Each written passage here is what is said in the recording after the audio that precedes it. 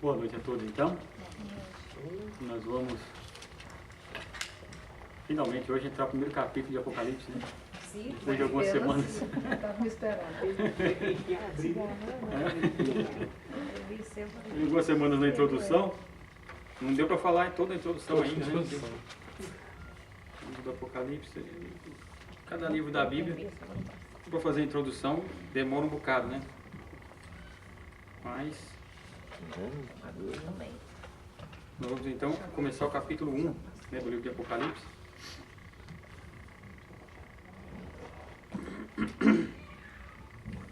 Entrando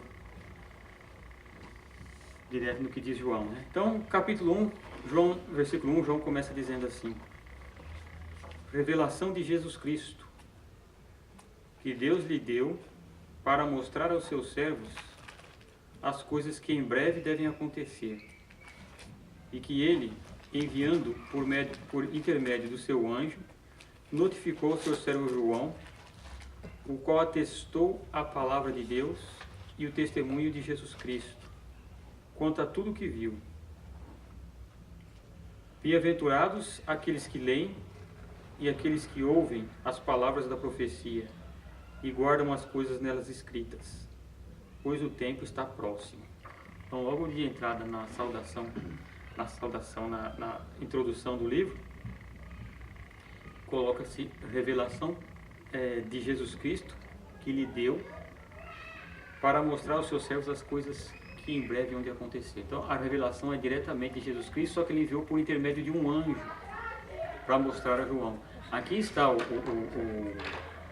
ponto da linguagem apocalíptica. Ela sempre é mandada em visões e símbolos, e sempre tem um mensageiro ou um anjo que vem explicar a revelação ou mostrar as coisas, né? Como nós lemos a semana passada no livro de Daniel, né? Quando Daniel estava orando e veio um anjo explicar para Daniel o que iria acontecer, né? E o anjo disse: olha, são 70 semanas que estão determinadas para o teu povo e tal e tal. Isso é próprio da linguagem apocalíptica. E João teve a revelação e escreveu. E no versículo 3 tem uma promessa para nós, que diz assim: bem-aventurados aqueles que leem, aqueles que ouvem as palavras da profecia e guardam as coisas nelas escritas, pois o tempo está próximo. Então, ler o livro do Apocalipse é uma bem-aventurança para todos aqueles que leem, que ouvem e que guardam as palavras que estão nele escritas. Então, ele começa não com uma mensagem, não com uma palavra de desânimo ou de medo, né? Mas com uma palavra de promessa, de bem-aventurança, né? Muitas vezes a questão do medo, quando a pessoa fala: eu tenho medo de ler o Apocalipse, eu tenho medo de ler linguagem apocalíptica, e muita pessoa, às vezes, eu estava até comentando com um amigo meu essa semana, e falei para ele, o apóstolo Tiago, não é apóstolo, ele é irmão do Senhor, né? Tiago, irmão do Senhor, quando ele escreve sobre a fé e as obras, ele escreve dizendo assim: você tem fé? Fazes bem. Crê que existe só um Deus? Fazes bem. Até os demônios creem e tremem, não é? Mas a fé sem obra, ela é morta. Então, uma fé com medo é uma fé semelhante à fé dos demônios. Eles creem que existe um só Deus e têm medo. O apóstolo João diz: o verdadeiro amor lança fora todo temor, e quem teme não é aperfeiçoado no amor. Então, quando nós ouvimos a palavra de Deus, quando a palavra de Deus nos é direcionada, e nós estamos fazendo algo para o reino, não é por medo de ir para o inferno. Porque tem pessoa que serve a Jesus com medo de ir para o inferno. Eu vou me converter, vai que eu vou para o inferno, né?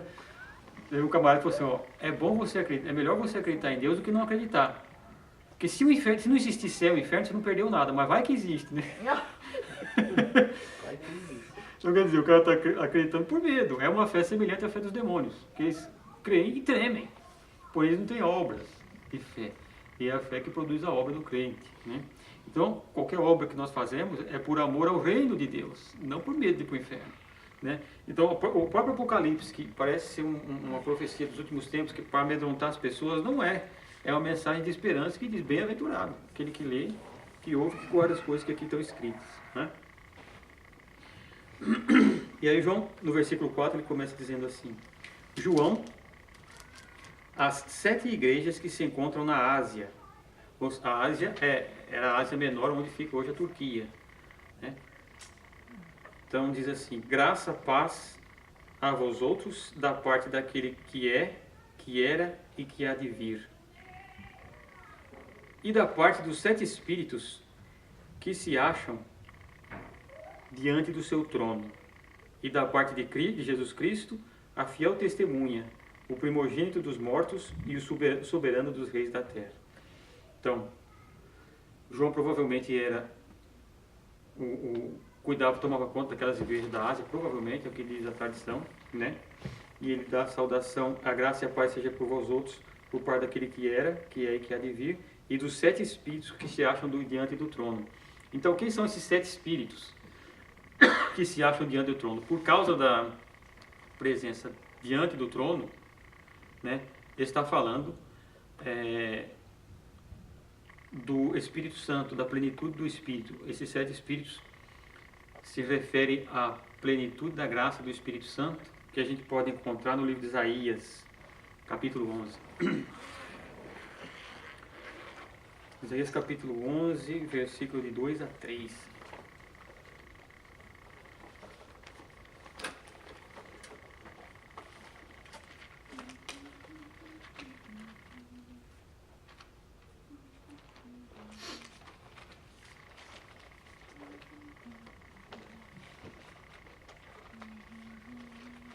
Isso aqui é uma profecia a respeito de Jesus, né? Começar do versículo 1, quando o profeta Isaías profetiza a respeito de Jesus que iria nascer. Vamos começar do versículo 1, onde ele diz assim: do tronco de Jessé brotará um rebento, e de suas raízes um renovo frutificará. O tronco de Jessé vem da linhagem de Davi, esse é o pai de Davi, e aí vem nascer Jesus, que é o filho de Davi, chamado filho de Davi, né? Versículo 2 diz assim: repousará sobre ele o Espírito do Senhor, Espírito de sabedoria, de inteligência, o Espírito de conselho, de fortaleza, o Espírito de conhecimento e do temor do Senhor. Então aqui está a plenitude do Espírito Santo que estaria em Cristo. Então, quando se refere aos 7 Espíritos que estão dentro do trono, se refere justamente a essas características do Espírito Santo que estava sobre Jesus, que está entre o Pai e o Filho. Nós já falamos sobre isso, né? O Espírito Santo, ele é um com o Pai e o Filho, ou seja, é um só Deus, da mesma substância, porém pessoas diferentes. Substância divina. Deus é a mesma substância, o Pai, o Filho e o Espírito Santo, porém são pessoas diferentes. E o Espírito Santo está juntamente ali, juntamente com o Pai e o Filho, ele é Deus também, ok? Então, quando fala da parte daquele que é, que era e que há de vir, dos 7 Espíritos que estão diante do trono e de Jesus Cristo, está falando justamente do Espírito Santo. Por isso que nós dizemos, sempre proclamamos a Trindade, em nome do Pai, do Filho e do Espírito Santo, não é? Aí ele fala de Jesus, o primogênito dos mortos e o soberano dos reis da terra. Primogênito dos mortos, porque ele foi o primeiro que ressuscitou dentre os mortos, Jesus. Depois seremos nós, né? E soberano dos reis da terra, ou seja, ele que tem o domínio sobre todos os reis da terra. Aquele que nos ama e pelo seu sangue nos libertou dos nossos pecados. Então, veja, João diz assim: aquele que nos ama e que pelo seu sangue não irá nos libertar, já nos libertou dos nossos pecados, ok? Então nós não vamos responder pelo pecado que Cristo pagou, vamos responder pelas nossas obras, ok? Agora o pecado, ele nos libertou de ser castigado dos nossos pecados, porque o Cristo já pagou, ok? Por causa do seu sangue, ok? E nos constituiu reino, sacerdotes para o seu Deus e Pai. A ele a glória, o domínio pelos séculos dos séculos. Amém. Então veja, Jesus nos constituiu para Deus Pai, reino e sacerdotes. Aqui uma diferença Porque quando, por exemplo, no catolicismo romano, acredita-se no sacerdote. O sacerdote é o único que faz o sacrifício da missa, né? Que oferece o sacrifício da Santa Missa a Deus Pai. Então, está o sacerdote e está o povo, ok? Na teologia protestante, de acordo com o que está escrito aqui, disse o seguinte: Jesus fez para Deus de nós reis e sacerdotes. Então, todos nós, as pessoas, todos nós que somos cristãos, somos sacrificadores. Sacerdote significa sacrificador. Sacerdotes para Deus. Então, o que acontece? Qual que é o trabalho sacerdotal que nós fazemos para Deus? Não é só um trabalho feito, por exemplo, de oferecer o sacrifício da missa, ou do pão e do vinho. O sacerdócio que nós temos na terra, nós, povo de Deus, é todo e qualquer trabalho que nós fazemos no nosso dia a dia. Seja fazer um café da manhã, seja limpar uma casa, seja pintar a parede, seja fazer um piso de madeira, tudo isso é sacerdócio, segundo o que o apóstolo João está dizendo. Você está fazendo isso para Deus, não simplesmente para o seu patrão, para os homens, como o apóstolo Pedro já tinha dito, né? Nós devemos servir ao nosso Senhor como se fossem ao próprio Jesus, ao próprio Senhor. Então isso é um trabalho sacerdotal, é um trabalho de serviço. Por isso que João fala que Jesus fez para Deus uma nação de reis e sacerdotes. Ok? Depois ele diz assim: eis que vem com as nuvens, e todo olho o verá, até quantos o traspassaram. Então Jesus, do mesmo modo que ele subiu, né? Veja que quando ele subiu aos céus, uma nuvem o ocultou. Lembra lá no Evangelho que nós lemos? Ele estava subindo, a nuvem ocultou. Ele diz assim, e os anjos que estavam lá disseram para os apóstolos que estavam olhando: vós homens, por que olhais para cima? Esse Jesus que vocês veem subir voltará da mesma maneira como ele está subindo aos céus, como ele subiu aos céus. Então João está dizendo, ó, ele virá sobre as nuvens, né? E até todo olho verá, até aqueles que trespassaram ele, até os judeus. Isso é uma profecia que está no livro de Zacarias, né? Que naquele dia o Israel vai olhar para ele e vai chorar, como quem chora por um filho, e vão chorar por aquele que eles trespassaram. Por isso que quando Jesus foi morrer, ele foi trespassado por uma lança, para que se cumprisse a profecia do passado e a profecia futura. Ok? E todas as tribos da terra se lamentarão sobre ele, certamente. Amém. Eu sou o Alfa e o Ômega, diz o Senhor Deus, aquele que é, que era e que há de vir, o Todo-Poderoso. Então você veja que Deus, por ser eterno, ele era, é e há de vir. Jesus eterno com Deus Pai. Não existe um tempo, né? Então, versículo 9 diz assim: eu, João, irmão vosso e companheiro na tribulação, no reino e na perseverança, em Jesus achei-me na ilha chamada Patmos, por causa da palavra de Deus e do testemunho de Jesus. Então,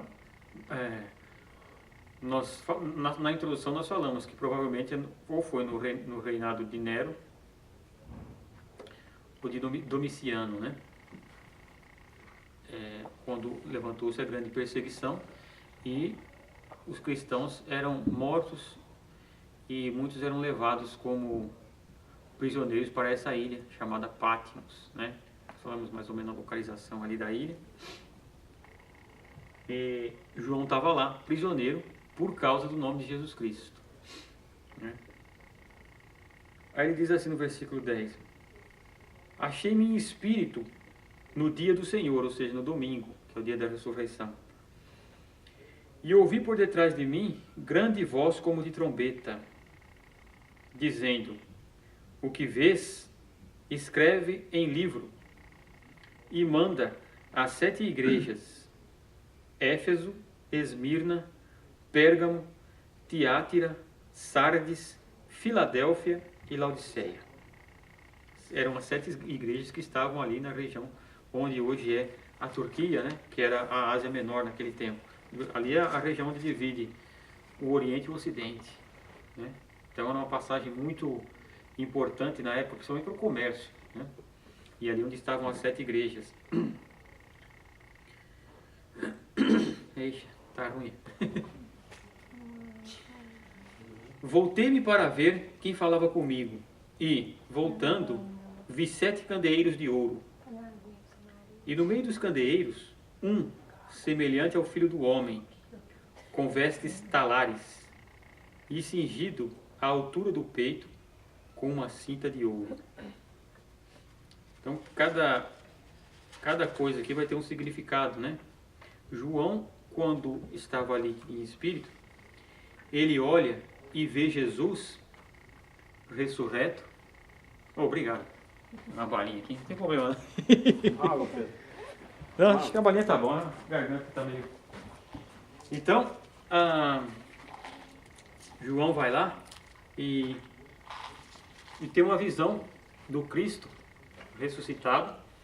E Jesus se apresenta a ele, porque você veja que quando Jesus morre, dos apóstolos ficou João, vendo ele morrer na cruz, né? Depois ele ressuscita e tal, aparece para eles. E aqui, quando João está na ilha de Patmos, ele aparece para João de uma maneira gloriosa. Então, ele aparece com vestes de rei, né? Então ele diz aqui, ele vê 7 candeeiros, e no meio dos candeeiros, um semelhante ao Filho do Homem com vestes talares, e cingido à altura do peito com uma cinta de ouro. Né? Eu já expliquei algumas vezes aqui, mas vou falar de novo só para quem ainda não ouviu, né? Então João faz questão de dizer que o cinto estava na altura do peito, porque Jesus se apresenta para ele agora como Senhor. Então quem trabalhava, os trabalhadores usavam o cinto na altura da cintura, porque quando eles iriam trabalhar, eles tinham que puxar o manto e prender no cinto para que não atrapalhasse as pernas ali. É como se eu trabalhar no campo, você arregaça a calça para capinar, não é assim que o pessoal faz na roça, né? Ou dobra a calça ali. Como não era calça, era um manto, ele puxava para cima e prendia no cinto para poder trabalhar ali no campo, né? Para o manto não atrapalhar. Quem era o dono, o senhor da vinha, ou o senhor da seara, o dono, ele não colocava o cinto na altura da cintura porque ele era o dono, então ele colocava na altura do peito. Opa, o dono chegou, o patrão chegou. Então Jesus se apresenta para João agora e para nós entendermos como Senhor, Rei e Senhor, né? Senhor e Rei. Ou seja, ele é o dono, ele é o Senhor agora. Porque quando Jesus esteve entre nós, ele disse, eu não vim para ser servido, mas eu vim para servir. Ele era o servo. O Evangelho de Marcos apresenta Jesus como servo, né? Nem genealogia Marcos não põe, porque o servo, ninguém queria saber a genealogia dele. Então ele apresenta Jesus justamente como servo do Senhor. Você vê Jesus operando vários milagres, Jesus trabalhando sem cessar, né? E o problema hoje, atual, da teologia moderna, e de muitas heresias que existem, é justamente por ver Jesus, continuar vendo Jesus como servo. Então eu vou a Jesus fazer o quê? Pedir algo, buscar algo, pedir para Jesus resolver o meu problema, não é? Mandar, né? Mandar, né? Mandar, tem gente que vai mandar Jesus resolver um problema, né? Dá um tempo. E dá um tempo, fazer tantas campanhas, até tal dia Deus tem que resolver, né?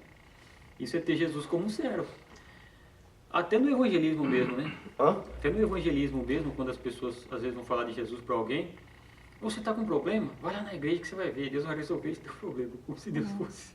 E isso não é evangelismo, nunca. Defesa interior, né? Não é? Isso não é evangelismo nunca. Né? O evangelismo é o seguinte, meu irmão, você sabe que você é pecador como eu, e o nosso caminho é o inferno. Né? Só tem um que pode resolver o nosso problema do inferno, que é Cristo que nos salvou. Né? Quando nós ouvimos a voz deles e obedecemos, somos salvos. Esse é o Evangelho. Então, ao invés de nós dizermos, né, Ou vai lá receber uma bênção, ou dizer, vou lá buscar uma bênção, né? Vou buscar uma bênção. O cara está fazendo um monte de promessa, né? Que ele não pode cumprir, né? Não. Você veja que a palavra de São Francisco de Assis, né, foi essa, né? Ele chega diante de Deus, diante do Senhor e pergunta, Senhor, o que queres que eu faça? Ao invés de pedir para Jesus fazer alguma coisa, ele chega para Jesus e fala, Senhor, o que queres que eu faça? Não é à toa que a oração de São Francisco de Assis é uma oração muito bonita, né? Linda. Senhor, fazei-me um instrumento de vossa paz. Onde houver o ódio, que eu leve o amor. Onde houver ofensa, que eu leve o perdão. Onde houver a luz, trevas que leva a luz. Ó Mestre, fazer que eu procure mais consolar do que ser consolado. Compreender Amar que ser amado. Amar que ser amado. Pois é dando, Se recebe. perdoando que ser perdoado. E é morrendo que se vive para a Vive vida para a eterna. vida eterna. Amém. Você vê um homem para ter um insight desse, né? Ter uma experiência dessa, entendeu o que é o Evangelho, entendeu o Jesus glorificado que aparece para João como Senhor. E ele fala, Senhor, o que queres que eu faça? Senhor, fazei de mim um instrumento de vossa paz. Né? Então, às vezes nós nos preocupamos muito com os problemas aqui, esquecemos de trabalhar por reino. Os problemas vão passar, como a nossa vida vai passar. E se nós lemos o livro de Eclesiastes, Salomão dizendo, vaidade de vaidades, tudo é vaidade e vento que passa. E Salomão começa a dizer tudo que ele fez. Né? Fui o mais rico de todos os reis, possuí riqueza e tal, e vi que uma coisa, tudo é vento que passa, é correr atrás do vento. Mas Vai esse dar. provérbio era chinês. Correr atrás do vento. Esse é Salomão. Né? Então, Jesus primeiro se apresenta como Senhor. Depois ele olha e fala assim, a sua cabeça e cabelos eram brancos como alva-lã, como neve. Então, cabeça branca e o cabelo branco, como João diz, como a lã, o significado é eternidade e sabedoria, soberania, né? Eternidade e sabedoria. Isso são os cabelos brancos. Você vê que no Antigo Testamento fala assim, que a glória do homem são as cãs brancas do cabelo, né? Sabedoria está aquele que tem as cãs brancas, né? Eu já não tenho nem branca, nem... Tô feito ao bicho, né? Não tem nem cãs mais. Tô pintando aí, ó. O que é câncer? Cabelo. Ah, é? Então, quando Jesus se mostra com a cabeça e o cabelo branco, é eternidade e sabedoria. Se mostrando para ele. Toda a sabedoria e a eternidade está nele. Né? Depois ele diz assim, os olhos como chama de fogo. Né? Então, olhos como chama de fogo significa onisciência. E Cristo tem a ciência e o conhecimento de todas as coisas que acontecem em todo o tempo e em todo lugar. E como diz o salmista, antes que o pensamento chegasse na minha cabeça, ele já o sabia. Então o que eu vou pensar daqui a alguns segundos, ele já sabe. Né? Não tem como se esconder de Cristo, não tem como se esconder de Deus. Por isso que quando nós vamos nos confessar diante de Deus, não adianta a gente chegar para Deus com palavras bonitas, porque Ele sabe, né? Enfeitando, né? Senhor, o Senhor sabe o meu coração. Eu sei, filho, seu coração é mau. Eu sei que tem um monte de coisa ruim aí, né? Então, a sinceridade diante de Deus. Eu fiz isso porque quis, fiz isso porque sou pecador. A minha intenção não era boa, a minha intenção era essa. Né? Só fazendo o exercício da confissão diária, nós vamos nos conhecendo a nós mesmos e conhecendo o quão bom e misericordioso é o Senhor e quão grande é o Senhor. Tem coisas que nem a gente sabe de nós mesmos. No exercício da confissão, o Espírito de Deus vai nos mostrando, tem mais. Isso, e aquilo e aquilo. Eu vou assim, peraí, eu tô com sacanagem comigo mesmo, porque eu tô mentindo para quem? O observador universal, Santo Agostinho diria, né? O observador universal, ele sabe tudo. Antes que o pensamento chegue na minha cabeça, ele já sabe. Então eu tenho que dizer, Senhor, eu fiz isso com essa intenção, minha intenção foi essa mesmo, não foi boa. Né? Eu posso chegar para os irmãos e fazer algo e dizer, mas a minha intenção não foi essa. Mentira, minha intenção foi essa mesmo, Deus sabe. Né? os pés semelhante ao bronze polido, como que refinado numa fornalha. Ou seja, os pés de bronze significa retidão, né? Jesus é reto, é justo juiz que virá julgar os vivos e os mortos com retidão. E aí não tem barriga me dói, né? Aquele negócio de dizer, não, Jesus julga direto, com retidão. Meu filho é assim, assim e assim, né? Então, aparentemente, quando nós vemos o julgamento de Jesus, quando Cristo vem para julgar o mundo, nós julgamos com os nossos olhos, né? Como quando foi Samuel escolher dos filhos de Jessé para ser o rei de Israel, ele olhou logo os guerreiros todos. E Deus falou para ele, Samuel, o homem vê a aparência, mas Deus vê o coração, Deus vê o interior do homem. É Ele que esquadrinha os nossos rins, né? Ele que esquadrinha todo o nosso interior e sabe. Então, quando Cristo julga, Ele julga com retidão. E aparentemente, você vê que Santo Agostinho fala um negócio muito interessante a respeito disso, quando ele diz que todo pecado que nós cometemos é por uma má ação. Só existe um que nós cometemos que é por uma boa ação que a gente faz, que é o pecado do orgulho. Quando você faz algo muito bom, de repente você começa, opa, estou ficando bom, olha só, estou dando fruto. E o orgulho já entra, né? Então, Jesus julga com retidão. Se nós estamos fazendo algo com orgulho, se nós estamos fazendo algo para aparecer, se nós estamos fazendo algo para mostrar que somos bons, ou se estamos fazendo mesmo pelo reino. Então, os pés de bronze significa isso, retidão, que ele vem para julgar com justiça, né?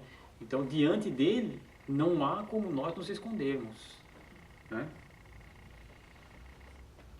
Depois vem a voz, como voz de muitas águas, aí é autoridade, né? A voz, como voz de muitas águas, é a autoridade de Cristo que vem para julgar com toda a autoridade. Por isso que diz, todo joelho se dobrará e toda língua confessará que Jesus Cristo é o Senhor, devido à sua autoridade, ao seu domínio sobre todas as coisas, né? Por isso que no nome de Jesus, todo joelho se dobrará. Por isso que é no nome de Jesus que nós oramos. Por isso que é no nome de Jesus que nós entramos diante de Deus. Por exemplo, quando alguém manda um emissário para qualquer lugar, um rei ou qualquer coisa, ele manda no nome dele. Você foi enviado da parte de quem? No nome de quem? Vai um emissário do Donald Trump em qualquer lugar, ele vai no nome de quem? Do Donald Trump. Então o cara vai receber com a autoridade do Trump, né? Vai um emissário com a autoridade do prefeito de sei lá. Caminho de baixo. Volta redonda. São Tomé das Letras, né? São Tomé dos Números. É uma outra autoridade, né? Está discriminando a cidade? A voz de muitas águas. A voz de muitas águas é com a autoridade do nome daquele que criou o universo. Então, por isso que fala, a voz de muitas águas é a autoridade do Cristo, né? E aí diz assim no versículo 16: tinha na mão direita 7 estrelas, e da sua boca saía uma espada de 2 gumes, que significa poder, né? O poder de Cristo.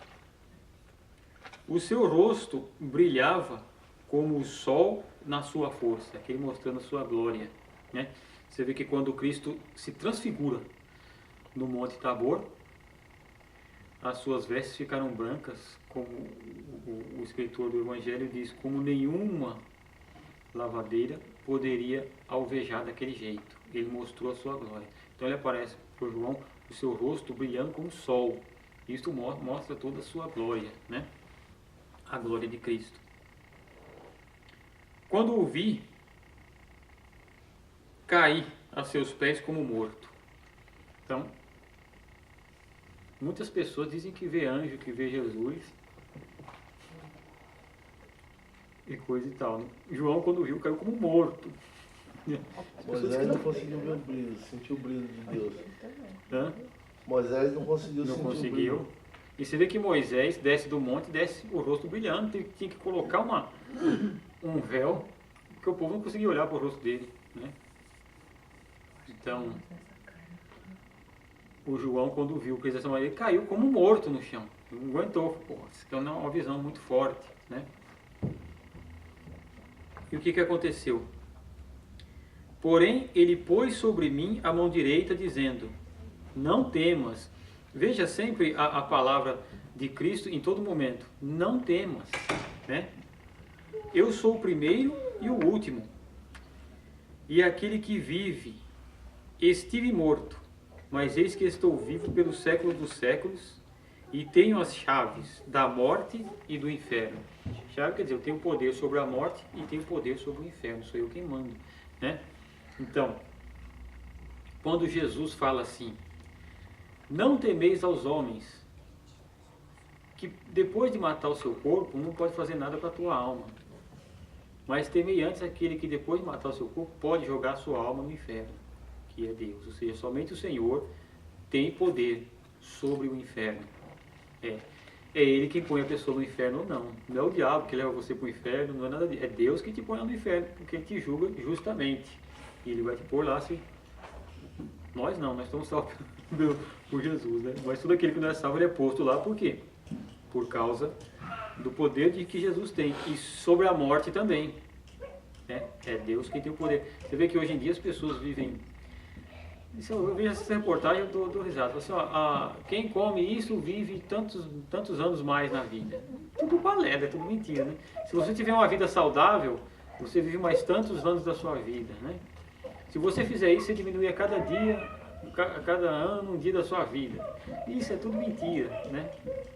A pessoa que passou pela guerra, a pessoa que passou um monte de problema e está vivendo aí mais de 100 anos, né? Por quê? Porque quem tem o poder da morte e do inferno é um só, que é o Cristo. Não é? Ele diz assim, eu estive morto, né? E agora estou vivo pelos séculos dos séculos.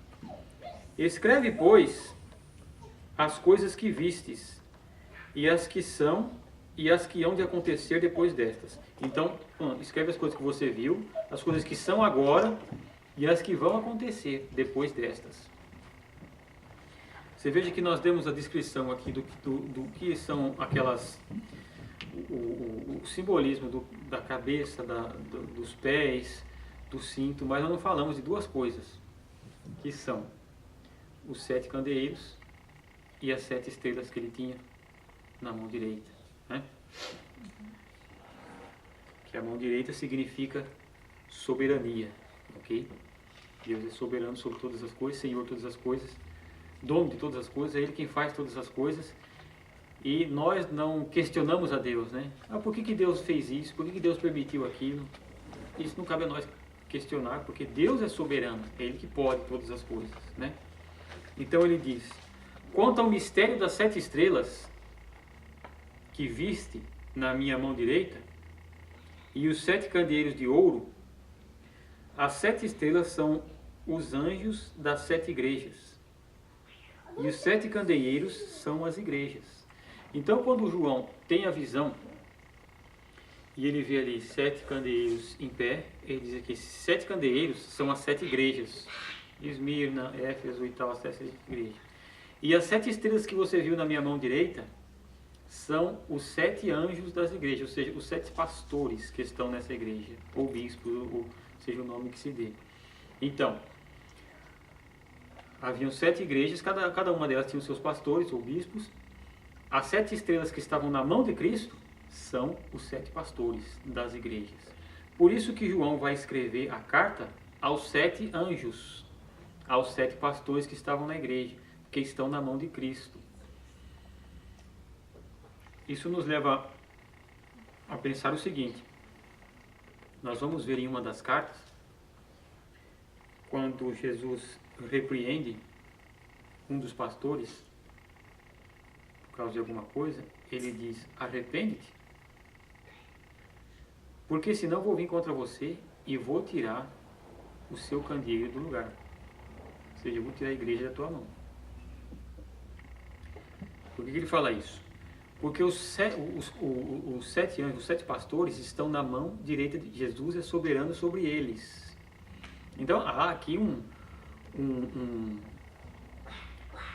algo que nos leva a pensar, porque o pastor vai responder diante de Cristo. Cristo é soberano sobre ele, de tudo aquilo que ele falou, de toda a palavra que ele disse, ou de qualquer doutrina que ele ensinou errado para a igreja. E quanto ao pastor que está na igreja, Deus está tomando conta dele. E ele vai ter com Deus. Ele vai se acertar com Deus, porque Jesus é soberano, ele está na mão direita de Deus, de Jesus, e Jesus vai fazer com ele o que ele quer. Então, às vezes, Deus tira o pastor do lugar, põe outro, manda para outro. Por quê? A pessoa fala, mas por que tirou? Por que fez isso? Isso é Deus que faz. Né? Então, a questão do pastorado, a questão do bispo, daquele que dirige a igreja, é algo muito sério. Porque João apresenta ele que está na mão direita, debaixo da soberania de Cristo. Não é ele. Você veja que agora, Cristo sendo soberano, se apresentando de João da maneira como se apresentou, não é o pastor que vai ditar o que Cristo vai fazer. É ele que tem que dizer, Cristo, o que eu vou fazer? A igreja que deve passar a mensagem de Cristo. Ele tem a responsabilidade na igreja de toda e qualquer doutrina ou todo e qualquer ensinamento que for dado à igreja. Então, o problema, nós vamos ver aqui as igrejas, vamos ver que problemas são muito atuais. Né? Ele escrevendo para cada pastor, vamos ver que os problemas são atuais ainda. Estão no nosso meio, assim como parece que João escreveu ontem, né? Essas cartas aqui. Então, o que acontece? O grande problema hoje, na ânsia de se encher a igreja, né? De trazer muita quantidade, muitos anjos das igrejas, pastores que estão pastoreando a igreja, não vigiam a doutrina. E Cristo vai falar justamente nas cartas sobre doutrina. Doutrina, né? Bíblica. Não doutrina de igreja. Não, doutrina bíblica, aquilo que Cristo disse, aquilo que Cristo ensinou. Então, o que acontece? É comum nós vermos hoje, em várias igrejas, terem muitos eventos, com vários pregadores, de cada um pregando uma coisa diferente do outro, fazendo promessas de bênção maravilhosas para o povo, para angariar cada vez mais povo, mais gente. E um diz uma coisa, o outro diz outra oposta. Né? Deus não pode estar dizendo duas coisas opostas. Vem um terceiro e diz oposto aos dois primeiros que disseram. Vem um quarto e prega metade, o que disse um mais ou menos, o que disse o outro, o contrário. Você vira uma salada e a doutrina de Cristo não é ensinada. Quem que vai responder diante de Deus por estas coisas? Né? Você vai ver que